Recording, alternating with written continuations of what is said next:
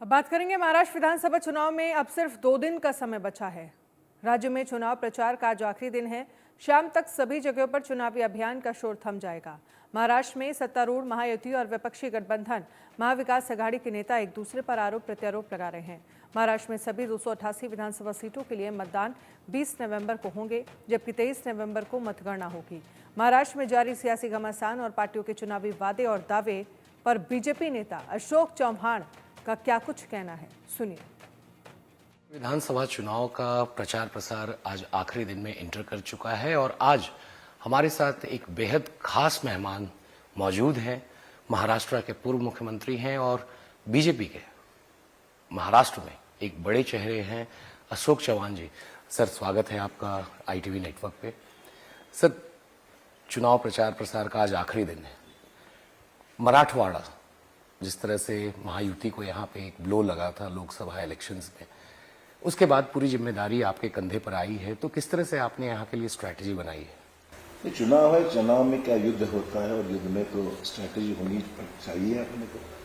और जैसे कि तजुर्बे के साथ मैं कह सकता हूँ कि बीजेपी ने बहुत अच्छी तरीके से पूरे मराठवाड़े में और पूरे महाराष्ट्र में भी बहुत अच्छी तरीके से कैंडिडेट भी दिए हैं।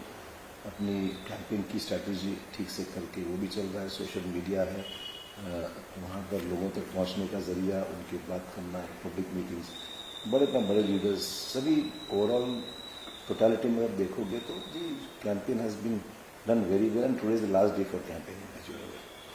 सर, लोकसभा चुनाव में करारी हार हुई महायुति के यहाँ पे, तो लोकसभा से अब तक विधानसभा तक पॉलिटिकल हवा में कितना डिफरेंस आया है? कितने एश्योर्ड हैं आप यहाँ से? 46 सीटों में से कितनी सीटें? देखिए, लोकसभा का इशू अलग है, इससे नेशनल बेस्ड इश्यूज रहते हैं। ये इलेक्शन स्टेट का है, तो स्वाभाविक है कि स्टेट के इश्यूज पे ज़्यादा फोकस है, स्टेट गवर्नमेंट की परफॉर्मेंस पे फोकस है और कैंडिडेट की इंडिविजुअल पर्सनैलिटी और उसका परफॉर्मेंस ये भी काउंट करता है। मुझे तो we are better placed in this. Other factors, social factors भी काउंट करते हैं। तो सब मिला कुल मिला कि it's a combination of various factors which work towards the success और failure of a candidate. I think we are fairly placed in this present election with Mahayuti partners working together और अच्छा माहौल है। मुझे उम्मीद है कि हम लोग विल बी थ्रू। सर, करीब 9 महीने हो चुके हैं आपको बीजेपी में आए हुए, तो कितना एक्सेप्टेंस अब आपको लोगों में मिल रहा है यहाँ पे? देखिए, I am always a party worker first. Acceptance non acceptance issue मेरे लिए नहीं, पर I work for the party and then for the any other issues. So I have just started working for the BJP. I am a part of the system now and I am working sincerely. Congress में था तो वहाँ भी sincerely काम करता हूँ, यहाँ भी मैं सिंसियरली काम करता हूँ और जब लगन से काम होता है तो रिजल्ट मिलता है। सर, जिस तरह से लाडकी बहन योजना महाराष्ट्र में लाई गई, तो उसके बाद काफी एक एज दिख रहा है महायुति को। आप पूर्व मुख्यमंत्री रह चुके हैं सर, तो इसका कितना ज्यादा बोझ स्टेट एक्सचेवर में पड़ता है, क्योंकि लगातार सारी महाविकास आघाड़ी भी गारंटीज अनाउंस कर रही है? नीड बेस्ड हो, इंफ्रास्ट्रक्चर है, बाकी चीजें हैं, डेवलपमेंट है, वो तो होता ही रहता है। तो देश की गरीबी, राज्य की गरीबी, गरीब रेखा से ऊपर लाने के लिए प्रयास, लोगों की फाइनेंशियल हालत, क्रॉप कंडीशंस, फार्मर्स के इश्यूज, अब वो इशू पे फोकस सरकार ने किया है और पिछले कई सालों से हो ही रहा है। पास स्पेसिफिक उनको राहत जो मिल रही है, उनको डायरेक्ट पेमेंट पैसे, उनको जैसे लाइट का बिल 0 आ रहा है 7.5 HP तक, there is no light bill, काफ़ी राहत, बड़ी राहत है। महिलाओं को 1500 रुपये महीने को मिल रहे हैं, उसकी बहुत बड़ी फाइनेंशियल हेल्प महिलाओं को मिल रही है। जो प्रशिक्षण के लिए जो बच्चे सिलेक्ट किए गए हैं उनको 6 हज़ार, 8 हज़ार, 10 हज़ार रुपये मिल रहे हैं महीने को। I think financial assistance to raise the people above the poverty line और उनको असिस्टेंस अगर फाइनेंशियल रूप में डायरेक्टली बेनिफिट होता है तो I think it's a big boost. It's a part of the welfare schemes जो गवर्नमेंट ने की है, सिलेंडर मुफ्त देने का मामला है। तो I don't call it freebies, I am talking about the welfare of the people which is utmost important. Accordingly you see that people are quite satisfied, उनकी जो फाइनेंशियल हालत है उसमें बहुत बड़ी राहत है इसकी। सर, मराठवाड़ा में मराठा रिजर्वेशन का एक बहुत बड़ा इशू रहा। मराठा वर्सेस OBC एक तरह से देखने को मिल रहा है मराठवाड़ा में, तो क्या देखते हैं सर आप इस चुनाव को? रिजर्वेशन एक बहुत बड़ा मुद्दा इधर होगा जिस तरह से। मराठा इश्यू जरूर इम्पोर्टेंट है। मराठा रिजर्वेशन के बारे में जो सच्चाई है, शिंदे सरकार ने जो भी काम किया है पिछले 2-2.5 सालों में, रिजर्वेशन 10% दे दिया है। लोगों को कुंडली सर्टिफिकेट्स, जहां डॉक्यूमेंट्स मिले उनको डॉक्यूमेंट्स के जरिए OBC सर्टिफिकेट मिला है। गवर्नमेंट में जॉब्स मिले 10% रिजर्वेशन में, कहीं पर गवर्नमेंट की जो जॉब्स अनाउंस हुए थे उसमें जॉब्स लोगों को सिलेक्शन करके मेरिट पे उनको जॉब दिया गया है।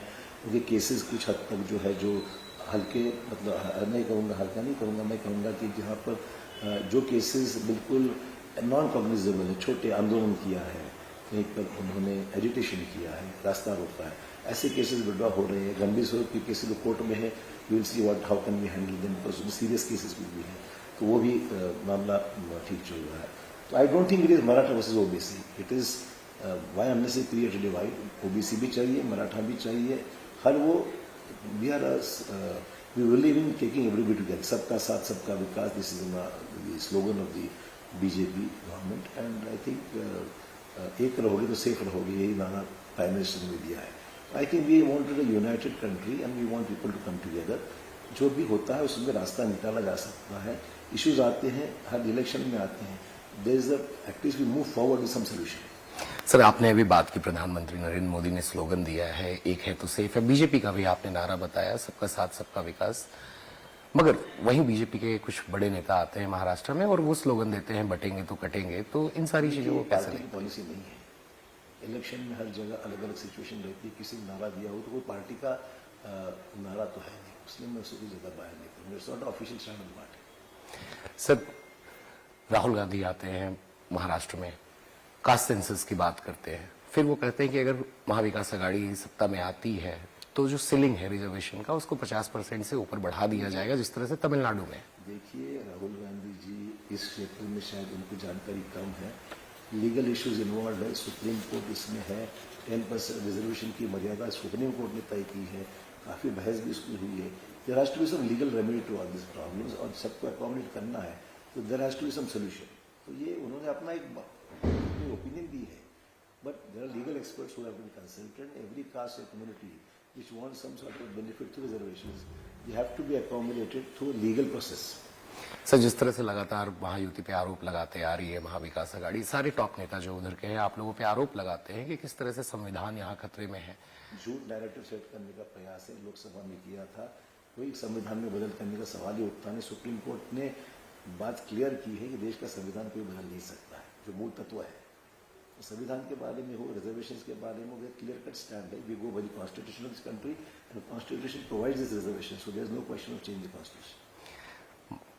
विपक्ष ये भी आरोप लगा रहा है सर कि जितने भी बड़े प्रोजेक्ट्स हैं एम्प्लॉयमेंट को लेकर वो महाराष्ट्र से बाहर शिफ्ट किए जा रहे हैं। आप लोग लगातार आप बताते आ रहे हैं कि एफडीआई सबसे ज्यादा यहाँ है। बिल्कुल गलत बात है। मेरे ख्याल से हमारे डिप्टी चीफ मिनिस्टर और इंडस्ट्री मिनिस्टर ने साफ बयान दिया है, Maharashtra has taken the maximum number of investments in MOU signed and investments made.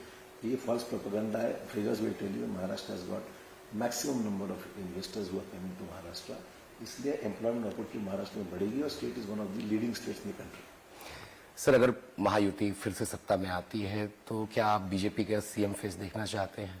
I can't comment on this, every party has its own, अपना खुद का एक स्टैंड रहता है, हम पार्टी के लिए काम करते हैं, पार्टी जितना करती है अकॉर्डिंगली पार्टी का फैसला अंतिम होता है। सर, मेरा आखिरी सवाल है आपसे, महाराष्ट्र के लिए ये चुनाव बहुत ही महत्वपूर्ण है क्योंकि इसका इंप्रेशन नेशनल पॉलिटिक्स पे भी जाएगा, तो आप कैसे देखते हैं, क्योंकि एनसीपी वर्सेस एनसीपी की भी बैटल है यहाँ, शिवसेना वर्सेस शिवसेना। चुनाव में जो पार्टी स्प्लिट हुई है उनके लिए पहले टेस्ट है ये। I think we are performance के साथ बातें होती है, एनसीपी हो या शिवसेना शिंदे जी की हो या अजित पवार जी की एनसीपी हो या बीजेपी हो, तीनों ही महागठबंधन जो हमारा है, महायुति जो है, उसका एक हिस्सा है। If we have perform well, everybody has perform well, naturally performance based लोग हमारे साथ में आएंगे, ऐसा मुझे लगता है।